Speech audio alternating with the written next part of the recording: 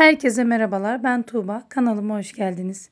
Bu videoda görüntüde gördüğünüz harika pamuk gibi ekmek tarifi vereceğim ve ayrıca yoğurmadan çabucak hazırlayacaksınız. Tarife başlıyorum.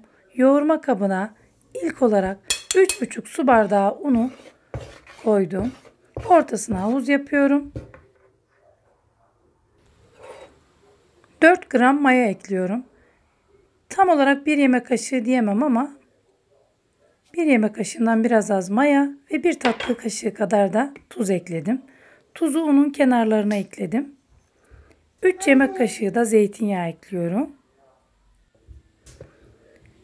Ve 400 milim ılık su kullandım. Yani tam 2 su bardağı. İlk olarak mayayı ortada erittim. Ve suyumu azar azar ekleyerek hamurumu karıştırıyorum. Bu tarifimde elinizi hamura değmeyeceksiniz bile. Sadece kaşıkla karıştıracağım. Ve ekmeğimi o şekilde hazırlayacağım. Şekil vermek de yok. İnanın çok kolay. Hamurumuz gayet cıvık oluyor. Bu yüzden zaten bu hamuru elinizle yoğurmanız mümkün değil. Tamamen elinize sakız gibi yapışacaktır. Yaklaşık kaşıkla bir 4-5 dakika karıştırdım diyebilirim. Tam böyle sakız gibi bir kıvamı aldığı zaman hamurum mayalanmak için hazır demektir. Kaşığı çıkarıyorum. Bakın elime ne kadar yapışıyor. Kapağını kapatıp yaklaşık 1 saat mayalanmaya bıraktım. Ve hamurum mayalandı. Ne kadar güzel mayalandığını sizlere daha yakından gösteriyorum. Şimdi elimi suya değdirerek hamurumu toparlayacağım. Elinize biraz yapışabilir, hiç sıkıntı değil. Videoda gördüğünüz gibi hamuru elimi suya değdirerek toparlıyorum. Hamurumu iyice toparladım.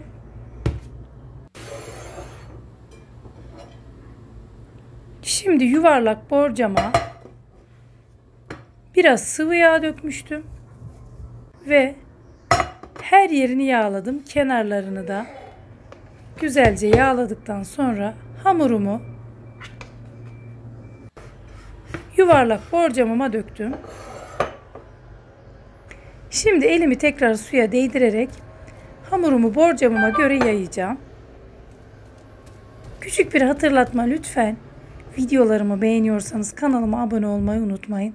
Ve ayrıca videomu buraya kadar izleyenler bana yorum bölümüne yorum bırakırlarsa çok mutlu olurum. Ve parmaklarımın ucuyla videoda gördüğünüz gibi hamurumu iyice düzelttim. Şimdi ekmeğim piştikten sonra keseceğim yerler belli olsun diye hamuruma bu şekilde kesikler atıyorum.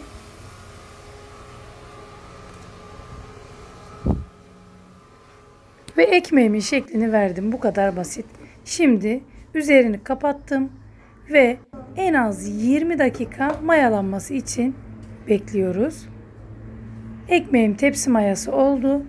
200 derece önceden ısıttığım fırında yaklaşık 15-20 dakika pişirdim. Kenarlarını bıçakla kaldırdım ve ekmeğim soğumadan daha sıcakken hemen temiz bir bezin üzerine ekmeğimi çıkarıyorum.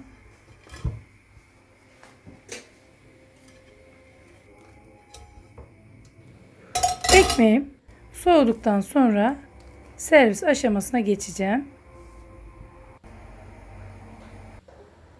Ekmeğim soğudu ve gerçekten lezzetine doyamayacağınız pamuk gibi ekmeğim oldu. Zaten bu ekmeği yedikten sonra inanın dışarıdan ekmek almak istemeyeceksiniz. Ve dilimleyerek sizlere iç dokusunu da göstereceğim. Şahane bir ekmek tarifi. Ekmek hamurunuz bu videoda gördüğünüz gibi ne kadar sıvı kıvamlı yani cıvık olursa o kadar lezzetli ve pamuk gibi ekmekleriniz olacaktır. Ve yine güzel bir videonun sonuna geldik. Beni izlediğiniz için çok ama çok teşekkür ederim. Sizlerle yeni videoda buluşmak dileğiyle. Hoşça kalın, afiyetle kalın. Her şey gönlünüzce olsun.